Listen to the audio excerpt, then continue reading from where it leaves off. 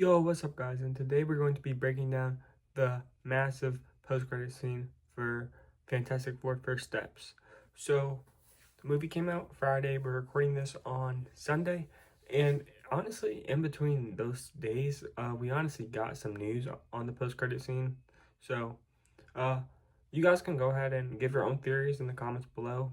Put a spoiler warning if you want. You don't really have to, because I think everybody who will be watching this video obviously already knows what happens. But obviously, if you don't, here's your spoiler warning. Don't check the comments. Don't continue on with this video unless you want to be spoiled. But yeah, with all that being said, let's get started. Okay, so to understand this, the post-credit scene, I think that we have to better understand the movie and all that stuff. So we'll just quickly summarize everything and all the events that happened during this movie. So this story obviously takes place on a separate universe. It's actually Earth 828, which is a reference to Jack Kirby. Uh, that's obviously very different from the basic universe that we follow in the MCU, which is Earth 616. And in this universe, the Fantastic Four have been heroes for 4 years. And throughout these 4 years, they've saved the city and the world multiple times. And we get a montage of this along with their quick little origin. In the present day, they just live as a family and we get to see their day-to-day life. This is where we find out that Sue Storm is actually pregnant, and then she tells the rest of the family. Unfortunately, things take a really big turn when Silver Surfer comes down one night and warns the people of Earth of Galactus. This is when the team decides that they want to go back out into space and talk to Galactus and confront him before he can come to Earth and destroy the planet. They prepare for launch, and once they get out there, they arrive just in time to see Galactus destroy a nearby planet. After this, Galactus scans for them and notices that Sue's pregnant. And during this meeting is when Galactus tells them that he'll spare their world if they give up the baby, which is because they're the only two beings in the universe that contain the power cosmic. The team obviously turns down this offer and a massive fight breaks out, but they're really outmatched and they have to run back home. Silver Surfer chases them throughout space, and while this is happening, Sue is giving birth, Johnny is trying to fight Silver Surfer, and Reed tells the Thing to pilot them into a black hole so they can trap Silver Surfer. Due to time dilation, he figures out that they can trap her for around a month. Sue gives birth to Franklin, and we get a really wholesome moment of the family all together. But things kind of take a turn once they land back home on Earth, and the citizens turn on them due to their decision to protect this kid. Sue decides to speak out and to explain their point of view. She tells the people of Earth that she's not going to sacrifice her own kid for them, but she's also not going to sacrifice them for her own kid. This conversation gives Reed the idea to build a device all around the globe to teleport Earth far away from Galactus and not let Galactus get there. This obviously doesn't stop Galactus, but it will buy them a lot more time. The people of Earth all work together and build these devices all over the place, but before their plan finally works, at the last second, Silver Surfer comes in and destroys every single last one of these devices, except for one. Before she can destroy the one in New York, Johnny manages to talk her out of it. He's been working on decrypting her message and her language, and he figures out her origin. Shia LaBeouf was a scientist on Zenn-La, and she sacrificed herself to become Galactus' herald and save her own planet. Johnny makes the offer that he could do the same for his planet, but she turns him down. All hope is lost, and the team realizes that Galactus is going to come, but the best chance they have is to use the last device that they made and try teleporting Galactus away from them. The group sets up a trap where they use Franklin as bait. A lot of them are obviously split about this decision, but they all agree that it is the only way.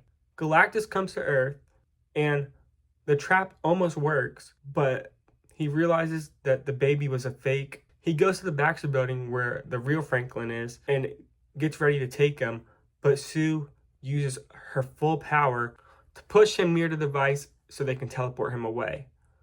The group has to battle him to get him back where he needs to be, and they eventually do win, but this comes with two major sacrifices. Sue uses so much power that she dies, and Silver Surfer has to push Galactus through the portal to get him to stay. The group mourns over Sue's death, but they learn that Franklin actually does have powers, and he had powers the whole time, and that Galactus was right. Franklin manages to resurrect her, and the team saves the day and goes on to their show. This time, it's celebrating 5 years of the Fantastic Four, and just before they get announced, the team gets an alert and has to leave the show early. This is how the movie comes to a close, but the post-credit scene kicks off 4 years later, meaning that the Fantastic Four are in their 8th or 9th year, and Franklin would be 4 or 5 years old. Sue is reading him a book on the couch in the Baxter building, and as they finish it, she goes to pick out another one. Herbie suggests one which is a little more advanced, but Sue decides that she's going to pick one that's a little bit more kid-friendly. When Sue arrives back, she hears a portal open, and when she looks out in the living room, and she sees a man in a green cloak and with a mask in his hands, holding and talking to Franklin. So, what is this set up, and why is it important? So, to figure out what this sets up and how it moves the story forward, I think what we have to talk about is what we learned first. So, we learned 3 big things. First was kind of confusing for a lot of people, and I think we'll explain it first just because it was so confusing. And that's that Reed Richards will be the lead of the Avengers, the leader or lead, but I don't think he's either one of them.